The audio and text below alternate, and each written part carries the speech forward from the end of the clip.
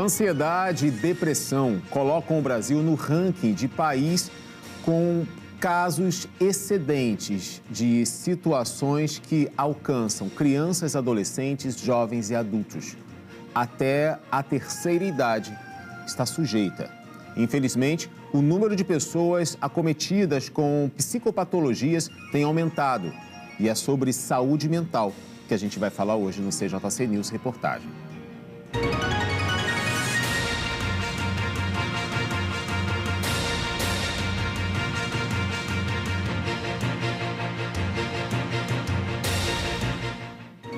Olá, muito boa noite. Começa mais uma edição do CJC News Reportagem e hoje a gente fala sobre saúde mental. O número de pessoas que sofrem e passam por problemas de saúde emocional, mental, tem aumentado significativamente. Durante a pandemia da Covid-19, por exemplo, um dos principais assuntos foi a saúde mental. Mesmo com a volta da população à vida normal, o assunto continua relevante. O Ministério da Saúde até informou que o número de pessoas com ansiedade generalizada aumentou de forma desproporcional. Veja só. Especialistas dizem que o aumento de casos tem duas explicações. Por um lado, a população está de fato com mais problemas emocionais. Mas os números também mostram que as pessoas estão procurando ajuda. E as restrições causadas pela pandemia, como a falta de convívio social, o medo despertado pela doença, preocupações financeiras e o luto, prejudicaram a saúde mental dos brasileiros nos últimos anos. Somente no primeiro ano de isolamento, a depressão e a ansiedade aumentaram mais de 25%. Em todos os países, são as pessoas mais pobres e desfavorecidas que correm maior risco de problemas de saúde mental e que também são as menos propensas a receber serviços adequados. O Brasil tem avançado, mas ainda há um longo caminho pela frente. A luta contra o estigma, a ampliação da rede de apoio e o fortalecimento da saúde mental são passos cruciais para garantir o bem-estar emocional e social da população. Pois é, a saúde mental, ela não é para ricos ou para alguns, é para todos. A questão é que, infelizmente, como a gente viu na reportagem, as pessoas com menos poder aquisitivo são as mais propensas a viverem essas crises emocionais, dificuldades psicológicas e passam por depressão, transtorno de ansiedade generalizada, estresse. Algumas sofrem do famoso TEPT, que é o transtorno de estresse pós-traumático, porque estão ali sujeitos e propícios a vivenciarem situações, cenas deploráveis, com violência, agressão. Mas e o socorro e a ajuda a essas pessoas? A Covid-19 deixou um marco não só no Brasil, mas na história do mundo.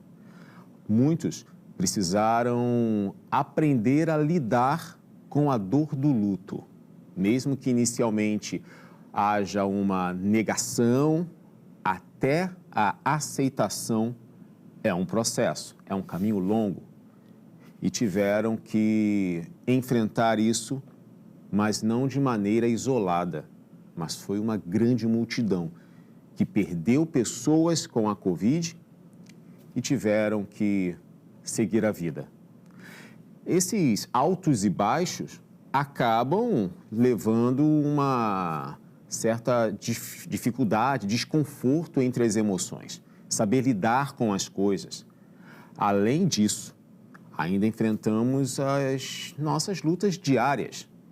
Rejeição, abandono, desamor, desamparo, questões que abalam. E nem todos conseguem essa ajuda, orientação profissional. O tratamento psiquiátrico, e olha, muita atenção.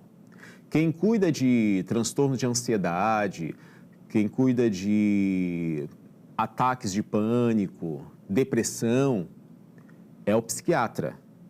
Ele não cuida, e muitos pensam, não, mas o psiquiatra cuida de esquizofrênicos. Ele também cuida de pessoas que sofrem de esquizofrenia. Porém, ele também trata de outras patologias, psicopatologias. E aí é importante a gente ter a consciência de que existe um profissional orientado e preparado para poder ajudar. Não dá para ficar empurrando com a barriga isso. A gente ainda vai falar muito sobre esse assunto aqui. Vamos para a nuvem de palavras. Eu quero ver quais palavras estão nessa nuvem. Joga aí. Olha aí. Saúde mental é o tema do programa, mas vamos ver em volta. Transtornos, ansiedade, adolescência, o número de adolescentes que estão sofrendo com a falta de saúde mental é gigante. Preconceito, tratamento, depressão, importância que a saúde mental tem, a pressão. Falando em pressão, existe um repertório hoje em dia que você precisa ser bom em tudo para conseguir alguma coisa. Essa pressão atinge até o trabalho. E é sobre isso que a gente fala. Olha, o ambiente profissional tem sido um fator determinante para a saúde mental dos trabalhadores no Brasil. Dados do Ministério da Previdência Social mostram que em 2024, quase 500 mil de pessoas precisaram ser afastadas do trabalho devido a transtornos psicológicos, marcando o maior número de afastamentos da última década. Veja só. O cenário reflete não apenas a pressão do mercado, mas também os impactos deixados pela pandemia e a sobrecarga enfrentada por muitos profissionais. Os estados mais populosos, como São Paulo, Minas Gerais e Rio de Janeiro, concentram a maior parte dos afastamentos. Entre os trabalhadores mais afetados, as mulheres lideram as estatísticas, com idade média de 41 anos e quadros frequentes de ansiedade e depressão. De acordo com especialistas, a alta incidência nesse grupo está relacionada a fatores como acúmulo de responsabilidades, desigualdade salarial, dupla jornada e exposição à violência. Em média, elas permanecem até 3 meses afastadas para tratamento. A crescente onda de esgotamento profissional também trouxe mais atenção para a síndrome de burnout, um distúrbio associado ao estresse crônico no trabalho. Reconhecida como uma doença ocupacional, a condição tem sintomas como exaustão extrema, sensação de ineficiência e dificuldades de concentração. Estima-se que cerca de 30% dos trabalhadores brasileiros sofram com a síndrome, colocando o país entre os líderes mundiais em casos registrados. Diante desse cenário, o governo federal adotou medidas para intensificar a fiscalização sobre a saúde mental no trabalho. A norma regulamentadora NR1 foi atualizada para incluir diretrizes sobre o bem-estar emocional nas empresas, e aquelas que não garantem um ambiente adequado podem ser penalizadas. A mudança visa reduzir os impactos negativos da sobrecarga e promover práticas que favoreçam a qualidade de vida dos profissionais. Já a Organização Mundial da Saúde estima que 12 bilhões de dias úteis sejam perdidos globalmente todos os anos devido à depressão e ansiedade. Isso representa uma perda de $1 trilhão por ano. Olha, o afastamento de profissionais por conta da síndrome de burnout pode parecer até exagero. Tem muitas pessoas que consideram o problema mental, né, o transtorno mental, a síndrome, uma anomalia, qualquer coisa de saúde mental, como frescura. Você já deve ter ouvido alguém falar assim, esse daí está dizendo que está com depressão, mas daí é palhaçada, é frescura, é preguiça. Não, não é. Se tiver o diagnóstico, existe um regulamento, DSM, registra e especifica qual é o problema ali. E existe um tratamento. Quando a gente desconsidera, dizendo que é bobeira, frescura, dá uma volta, vai à praia, sai com os amigos, vê um filme. Nada disso ajuda. Isso pode ser uma ferramenta do processo de tratamento, mas mudar a pessoa, tirar a pessoa da depressão porque foi à praia, tá certo que quando você vai à praia, você tem contato com a natureza, a ocitocina, que é um neurotransmissor de contato com a natureza que é gerado dentro do nosso cérebro, ele vai dar realmente uma sensação muito boa, mas não o suficiente para acabar com uma depressão. E aí, tem muitos que desconsideram o problema. E a síndrome de burnout é tão séria que ela passa a ser catalogada agora no no glossário da medicina, existe um CID, um código para essa doença. E a empresa que não dá o suporte para que o trabalhador não se torne um paciente de burnout, ela pode ser punida por não ter esse cuidado. Isso revela que muitas pessoas se afastam do trabalho por conta disso. Agora, só tem um detalhe.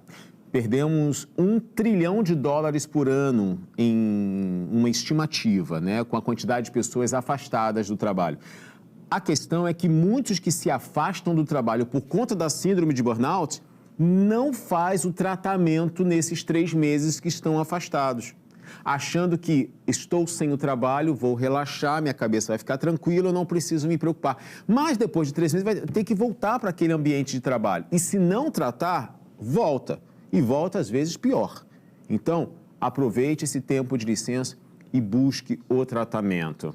Dessa forma, você acaba se estruturando, porque a gente não tem como parar 3 meses de trabalhar e voltar e está tudo resolvido. Não funciona assim. Uma pessoa cardíaca, um cardiopata que precisa tomar o remédio para hipertensão, não adianta ficar 3 meses num sítio respirando ar puro sem tomar o remédio.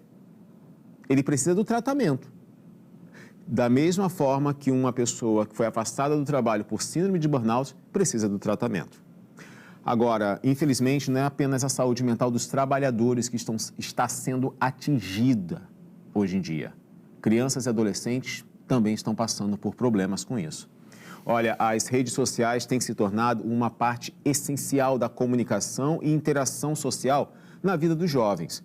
No entanto, ela tem associado a efeitos negativos na saúde mental, como ansiedade, depressão, estresse, superexposição, comparações sociais injustas, baixa autoestima e até o suicídio. A internet pode ser entendida como um catalisador de fatores de risco para a saúde mental, potencializando os componentes já existentes. Não quer dizer que as redes sociais vão gerar a depressão, mas ela pode, dentro a pessoa pode ter uma questão genética que tem propícia a ter depressão ou ansiedade, ela pode estar num ambiente propício a isso, e a rede social, ela pode ser um gatilho. Diante disso, as consequências são de ordem psíquica, social, biológica, como isolamento, agressividade, dificuldade de concentração, depressão, ansiedade, alienação, intolerância e, novamente, o suicídio. Os especialistas afirmam que as redes sociais podem oferecer gatilhos mentais para quem tem algum distúrbio ou transtorno psiquiátrico e agravar os sintomas. É importante que os pais e responsáveis prestem atenção às preocupações de saúde mental dos adolescentes e as levem a sério. O apoio certo, no momento certo, pode ajudar seu filho a prosperar e evitar problemas de aprendizagem, relacionamentos e também com substâncias nocivas. Agora, é importante o adolescente e a criança ter um diagnóstico. Uma das dificuldades hoje no Sistema Único de Saúde, e eu digo isso por eu ver isso muito de perto, são crianças com hipóteses diagnósticas. Ele tem a hipótese de transtorno do espectro autismo. Ele tem a hipótese de um transtorno de déficit de atenção e hiperatividade, que é o TDAH. Ou o transtorno do espectro de autismo ou TDAH, ambos precisam de um diagnóstico para ser tratado, ser acompanhado. E para os pais terem uma noção do que se trata, do que o filho é portador, se ele tem ou não a síndrome, se ele tem ou não um transtorno. Sem isso, fica difícil deles saberem como fazer, o que é melhor para aquela criança e adolescente. E aí a gente levanta aqui um pedido de atenção das autoridades para que haja estrutura para fazer isso. Tá certo? Quando a criança é diagnosticada com transtorno do espectro de autismo, o TEA, ela passa a ter direitos. E aí eu fico pensando, será que o não diagnóstico é para assegurar os gastos com os direitos dessas crianças? Não sei. Contudo, pais responsáveis precisam acompanhar, observar, para que a criança ou adolescente não seja envolvido com as redes sociais e acabar se perdendo. Muitos ficam horas na internet e têm dificuldade de aprendizagem. Não é que ele tem dislexia, descalculia, não. Às vezes é só porque a internet está afetando a atenção. E criança que não tem atenção naquilo que aprende não vai gerar memória, não vai conseguir aprender. Olha, eu vou mostrar para você agora uma pesquisa que a nossa equipe realizou. A gente foi às ruas para perguntar se as pessoas estão mais ansiosas e estressadas atualmente. Vamos ver. A senhora acha que as pessoas estão mais ansiosas e estressadas hoje em dia? E por quê? Sim, porque as pessoas estão muito mais imediatistas do que antigamente. Está se tornando mais comum e a nossa sociedade anda bem mais ansiosa que o normal. Isso vai trazer mais problemas mais para frente. Eu acho que elas estão mais ansiosas e estressadas sim. Eu acho que é por conta de toda a demanda que a gente tem, né, de trabalho, porque tá cada vez mais, o trabalho está mais precarizado e a pessoa tem que fazer cada vez mais para ganhar menos do que ela ganhava anos atrás. Então acho que as pessoas ficam mais ansiosas para conseguir ter uma melhor qualidade de vida, trabalhando talvez menos e com mais propriedade, vamos falar assim. Por vários fatores, né? O excesso de mídia, a violência, a economia, que tá bem difícil, né? Então tudo isso causa estresse, né? Tá todo mundo com muito problema, muitas metas a serem batidas, trabalho sufocante, as empresas estão pedindo muito, estão exigindo muito. E aí a pessoa acaba ficando um pouco fora da casinha, como é que se diz, né? Por causa do momento que a gente está vivendo. Você liga a televisão de manhã, você não ouve uma coisa construtiva. Você só ouve coisas destruidoras. Fulano matou cicrano, não sei quem fez isso com cicrano. Então, só coisas negativas. Então, essas coisas negativas já entram dentro da casa da gente de manhã. Como é que a gente vai sobreviver desse jeito? Você tem medo de sair na rua? Eu não saio mais à noite porque eu tenho medo. O meu passeio é só durante o dia. Por quê? Porque eu tenho medo de botar o braço para fora. Tá aí, essa é a opinião das pessoas, o que elas estão vivendo. E é impressionante como são pontos diferentes que cada uma traz à tona. Teve gente falando ali do excesso de mídia, outros da violência, outros da economia, outros da pressão no trabalho. Você percebe? Nós somos seres multifatoriais, porque são vários fatores que ligam, estão conectados com a gente. Nem todos passam por problemas em todas as áreas, mas tem aquelas áreas bem específicas. Dessa forma, a gente percebe que o ambiente que nós vivemos, ele está sempre muito cheio de situações que geram essa ansiedade, o estresse. Você já reparou como hoje a tecnologia ajuda os trabalhos dentro de casa e até na empresa? Por exemplo, há alguns anos você passava horas no tanque lavando a roupa. Depois, tinha que pendurar as roupas. Passava-se horas preparando uma comida. Hoje tem o airfry que ganha tempo. Para fazer o café, agora tem a cafeteira. E você percebe que muitas coisas acabaram economizando o nosso tempo, mas a gente agora está cada vez mais sem tempo. Por que será isso? Estamos tão atrelados ao que vamos viver no futuro que a gente esquece de viver o hoje. E esse é um grande problema que a sociedade inteira acaba sofrendo. As metas que precisam ser atingidas, alcançadas, os objetivos, as comparações nas redes sociais com pessoas da mesma idade que estão vivendo em outra realidade, a gente acha que a vida dela é perfeita, mas não é. A gente só vê coisas boas da vida dos outros na internet, de pessoas que a gente admira, né, influencers e tudo mais, e a gente acha que, nossa, minha vida era para estar assim. Mas a vida dela não é tão perfeita como está ali naquela fotinho do Instagram, não.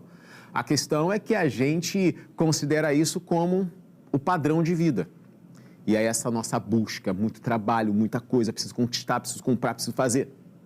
E a gente perde o nosso dia, o presente. Olha, de acordo com os últimos dados divulgados, 8 em cada 10 pessoas com problemas graves de saúde mental, ou seja, 80%, não têm acesso adequado a tratamentos necessários quando o assunto é saúde mental. O documento informa também que os países das Américas registraram um aumento de mais de 30% nos diagnósticos de transtorno de ansiedade e depressão. Esses dados fizeram a OPAS, Organização Pan-Americana de Saúde, pedisse que os líderes de cada país das Américas coloquem a saúde mental no topo de prioridades de suas respectivas agendas de governo. A falta de acesso aos cuidados está relacionada aos baixos investimentos dos países em saúde mental, que não chegam a ultrapassar 3% do total do montante investido em saúde. Hospitalizações de longa duração, escassez de profissionais treinados e dificuldade de acesso aos serviços por parte daqueles que vivem em regiões mais vulneráveis também são motivos que explicam a lacuna entre os pacientes e o tratamento aos quais eles precisam ser submetidos. E falando em cuidados e tratamentos, muitas pessoas confundem e questionam se há diferença entre psicólogo e psiquiatra. Embora alguns pontos sejam comuns entre essas duas especialidades, a abordagem, a técnica e outras questões divergem, começando pela formação do profissional. O psicólogo é um profissional com graduação em psicologia e, por esse motivo, atenta-se aos processos mentais, emocionais e comportamentais dos pacientes, levando em conta o ambiente em que ele vive e as suas experiências de vida e a rotina. Ele é apto para diagnosticar, prevenir e tratar transtornos mentais por meio da psicoterapia.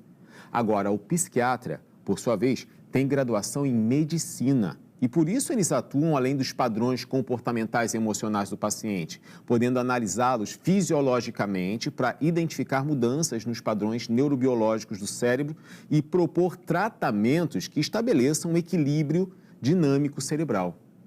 Dependendo do diagnóstico e do quadro apresentado, é bem-vindo e recomendado um trabalho em conjunto entre o psiquiatra e o psicólogo. Ambos atuarão, cada um em sua especialidade, objetivando o alívio dos sintomas do paciente. Não espere que o psicólogo te passe um remédio. Ele não vai passar um remédio, um fármaco, porque ele não tem essa autorização.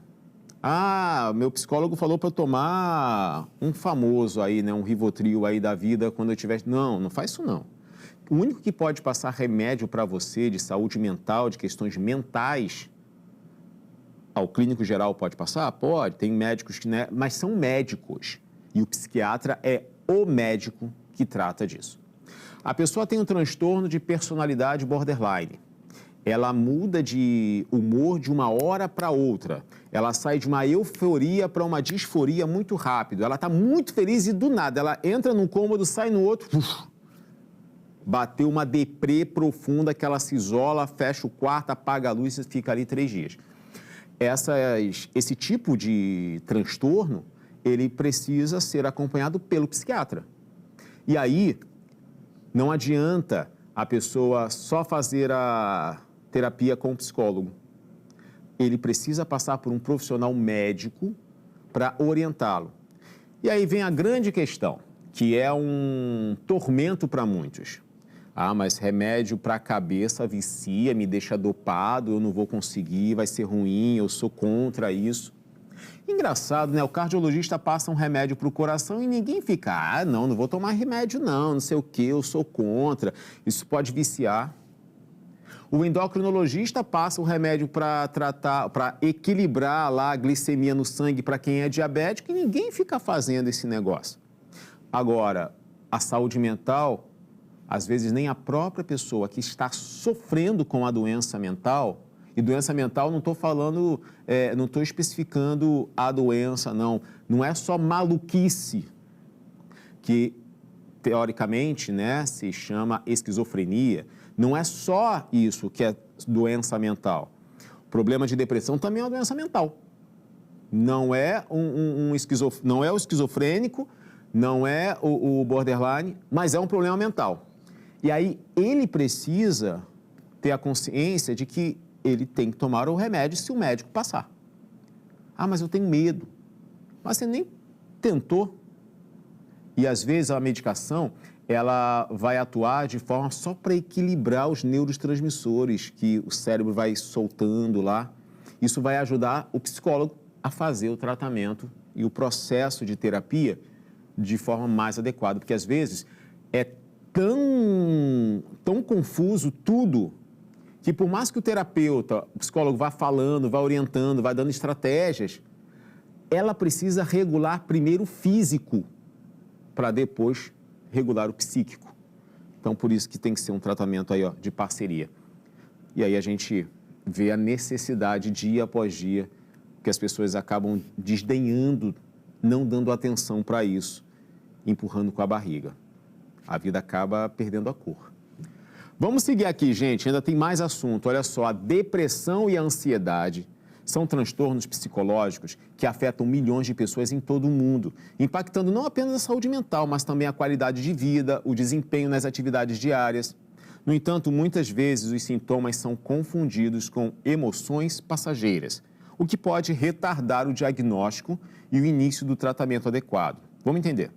Entre os sinais mais comuns da depressão estão a sensação persistente de tristeza, desânimo, perda de interesse por atividades antes prazerosas, alterações no sono e no apetite, fadiga constante e dificuldades de concentração. Já a ansiedade pode se manifestar por meio de preocupações excessivas, inquietação, irritabilidade, aceleração dos batimentos cardíacos e até sintomas físicos, como dores musculares e falta de ar. Uma das principais diferenças entre essas condições e sentimentos passageiros, como tristeza ou nervosismo, é a intensidade e a duração dos sintomas. Enquanto emoções comuns tendem a desaparecer após alguns dias ou diante da resolução de um problema, transtornos psicológicos persistem por semanas ou meses e podem interferir significativamente na rotina da pessoa. Especialistas recomendam buscar ajuda profissional quando os sintomas afetam o cotidiano, prejudicam relações pessoais ou resultam em isolamento e sofrimento intenso. Psicólogos e psiquiatras são os profissionais indicados para avaliar cada caso e indicar o melhor tratamento, que pode incluir terapia, mudanças no estilo de vida e, em alguns casos, o uso de medicação. Olha, a conscientização sobre a saúde mental é fundamental para reduzir o estigma e incentivar a busca por apoio. Cuidar do bem-estar emocional é tão importante, pessoal, quanto zelar pela saúde física. E reconhecer os sinais de depressão e ansiedade pode ser o primeiro passo para uma vida mais equilibrada e saudável. Sabe o que acaba popularizando demais a depressão e as pessoas acabam não dando atenção? É que quando alguém acorda meio triste, que aconteceu alguma coisa na família, fala assim, eu estou meio deprimido hoje, eu estou meio depressivo. Tristeza não é sinônimo de depressão. A depressão tem a emoção da tristeza bem exacerbada. Mas a pessoa pode estar triste porque perdeu o emprego, porque teve uma discussão, porque não conseguiu realizar o sonho. A tristeza é uma emoção comum na vida de todo mundo. Tristeza, alegria, medo, ansiedade, tédio, nojo. É comum ter essas emoções. Elas só não podem nos dominar. E aí a depressão, ela se torna relevante e real depois de um longo período. Como a gente viu na reportagem, meses, até 6 meses. Nossa, você está assim desde o início do ano, desde o final do ano passado? Bom, então já você abriu um quadro de depressão maior e a gente vai precisar fazer um tratamento. Vamos ver aqui se você vai precisar de medicação ou só terapia. Então, nem todo caso de saúde mental, de problemas mentais, precisam de remédios. Alguns casos a terapia já atende. A terapia cognitiva comportamental, ela é um braço forte aí para muitos problemas mentais, mas tem outras também. A questão é que às vezes precisa e às vezes não precisa de medicamento. O grande ponto é depressão e ansiedade, às vezes, são tratados como dor de cabeça que você toma um comprimidinho e passa. Mas não é isso. Eu estou muito ansioso. Por quê? Porque eu vou fazer uma prova amanhã. Ok, ansiedade normal. Você está agitado, está preocupado. Diferente do transtorno de ansiedade generalizada, que pode causar ataques de pânico, que pode dar isolamento social, pode dar fobia social, enfim, pode gerar vários outros problemas. Seguindo aqui, gente, é importante você ver que existem sinais e você precisa estar atento a esses sinais. Se você está por muito tempo dessa forma, procure um profissional para fazer um diagnóstico, para você poder saber o que você tem e tratar o que você tem. Olha, agora um outro tópico importante da saúde mental, sabe o que é? É o preconceito em relação a pessoas que sofrem de transtornos mentais, que é conhecido como psicofobia. O termo não é usado na própria psiquiatria, mas tem um valor social para falar e ser inclusivo sobre o assunto. Segundo especialistas, o principal motivo para o estigma, para o medo, para o tabu, é a falta de conhecimento. Não saber traz esse estranhamento e as pessoas tendem a evitar o que não conhecem. O principal antídoto para o combate da psicofobia é popularizar informações sobre os transtornos mentais. Muitas das vezes, essa rejeição vem de dentro de casa. Muitos responsáveis costumam ter dificuldade de aceitar que um filho seja paciente psicológico, tenha TEA, TDAH, TOD. As gerações mais recentes de pais e jovens tendem a aceitar melhor os transtornos mentais. Falar sobre, principalmente, cuidar da saúde mental é importante, pois o equilíbrio emocional nos torna mais conscientes de nossas decisões. Preservar a saúde mental é importante para viver bem, para melhorar o bem-estar e ter qualidade de vida. É incrível como as pessoas passam por preconceito, né? Sofrem preconceito. Quando falam assim, ali ó, autista, falam com desdém, falam com desprezo, isso é maldade, gente, isso é crueldade. Um transtorno no neurodesenvolvimento, que é o causador pelo transtorno do espectro de autismo, ou TDAH, é algo do desenvolvimento neural da criança. Ela tem ou hipersensibilidade ou hipossensibilidade, mas ela tem características daquele transtorno que não difere ela de um outro ser humano. O respeito, a empatia, a valorização do outro precisa estar acima de qualquer coisa.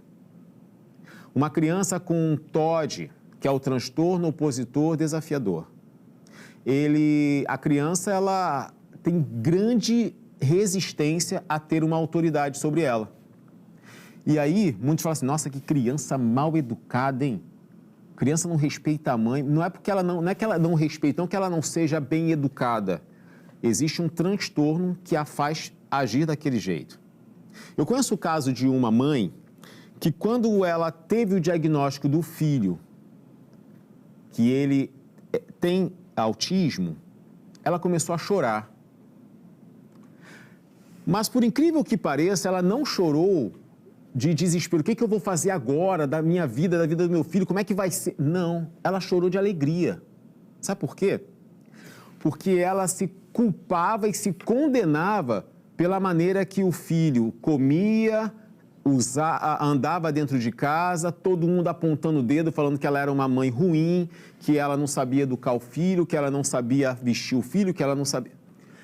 E ela chorou de alegria, falou assim, agora eu sei que eu não tenho culpa. Eu vou poder cuidar do meu filho sabendo o que ele tem e vou dar o melhor para ele. A falta de conhecimento faz muitas pessoas olharem torto. Mas você que não teve ainda contato com uma criança autista ou TDAH, ou até com TOD, eles têm o mesmo carinho que outras crianças que não têm esse transtorno oferecem para as pessoas. Eles são fantásticos, como todas as outras crianças. E é isso que seria muito interessante a gente tirar o filtro, é como se fosse um óculos, né? Para poder olhar para eles simplesmente como crianças. Olha só, gente, o assunto não para não, hein? Cuidar da saúde mental é tão importante quanto manter a saúde física. No dia a dia, hábitos simples podem fazer toda a diferença no equilíbrio emocional e na qualidade de vida. Entre os principais aliados estão a prática regular de exercícios físicos, uma alimentação equilibrada e momentos dedicados ao lazer e ao autocuidado. Olha só. A atividade física é uma grande aliada do bem-estar mental, pois libera endorfina e serotonina, substâncias que ajudam a reduzir o estresse e a ansiedade. Caminhadas, corridas, yoga ou qualquer outra modalidade que traga prazer podem contribuir para uma mente mais saudável. Além disso, a prática regular melhora a qualidade do sono e fortalece a autoestima. A alimentação também desempenha um papel fundamental. Uma dieta rica em frutas, verduras, proteínas e gorduras saudáveis pode influenciar positivamente o humor e a disposição. Alimentos ultraprocessados e ricos em açúcar podem causar oscilações nos níveis de energia e afetar o equilíbrio emocional. Momentos de lazer e autocuidado são igualmente essenciais. Reservar um tempo para atividades prazerosas, como ler um livro, ouvir música, meditar ou passar tempo com amigos e familiares, ajuda a aliviar a tensão do dia a dia. Além disso, estabelecer limites no trabalho e respeitar o próprio tempo são atitudes fundamentais para evitar sobrecarga emocional. Olha, manter um estilo de vida equilibrado e buscar apoio profissional quando necessário são passos importantes para preservar a saúde mental. Pequenas mudanças na rotina podem trazer grandes benefícios, promovendo mais bem-estar e qualidade de vida.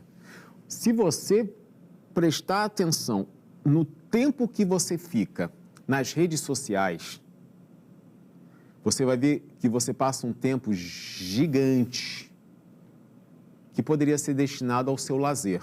Ah, mas eu estou aqui com lazer, eu estou aqui me distraindo, mas é uma distração muito nociva, porque afeta a sua atenção, afeta a sua cognição, afeta a sua visão, afeta a sua postura, afeta a sua mente no geral. Se dedicar aquele tempinho para você ler alguma coisa, vai ser diferente. Vai desenvolver sua imaginação, porque quando a gente lê, a gente imagina as coisas, é muito bacana. Vai permitir você estar com sua família, seus filhos, vai possibilitar você fazer um estudo para melhorar profissionalmente. É o mesmo tempo que você fica ali no Instagram só rolando. Vamos para as ruas mais uma vez, saber um pouco mais da opinião das pessoas. Agora a gente perguntou o seguinte... a gente quer saber o que elas fazem para cuidar da saúde mental no dia a dia. O que será? Vamos ver. O que a senhora faz para cuidar da sua saúde mental no dia a dia? Primeiramente, me abster de notícias horrorosas na TV, né? Procurar ver coisas mais agradáveis à mente, que não tragam mensagens negativas. Ler a palavra de Deus é uma coisa muito boa para manter a sua saúde mental, saber quem você é neste mundo em Cristo. Ver uma boa série, ficar cuidando de planta, ficar falando com gato, são coisas do dia a dia que eu faço. Se divertir, não ligar para os acontecimentos da vida, como dívidas e outras coisas a mais que venham abalar nossos dias aí. Eu tento me manter sem pensar muito no que está acontecendo no dia a dia, não surtar com política. E eu tento me manter na academia, com alguma coisa para me manter ocupado. Porque se você parar realmente para pensar, a saúde mental vai embora. Eu me cuido, né? Eu tomo meus remédios necessários, né? E faço exercício também. Pratico exercício físico, que eu acho que é muito bom para a mente. E às vezes eu gosto de ficar refletindo, assim, pensando assim nos meus pensamentos, sabe? Para refletir e ter uma solução. Pensar nos pensamentos, a metacognição, ficar ali, refletindo. Bom, a gente tem nossas estratégias para descansar a mente. Ouvir música, ver um filme que talvez você já tenha visto. Sabia que isso dá um descanso para a mente? Não assistir um filme novo, assistir um filme antigo que você já viu, você já sabe o roteiro inteiro. Isso dá uma tranquilidade porque sua mente não tenta adivinhar o que vai vir. Ela já sabe. E você simplesmente descansa. Eu gosto muito de ver filmes várias vezes. Filmes que eu gostei, vou lá e assisto de novo. Isso dá uma tranquilidade. Ler, como eu falei, praticar atividade física não é só bom para o corpo, não. É bom para a mente também. Isso tudo é para fazer a gente repensar que precisamos cuidar da nossa saúde mental. Tem coisas que dependem da gente. Então, bora para cima.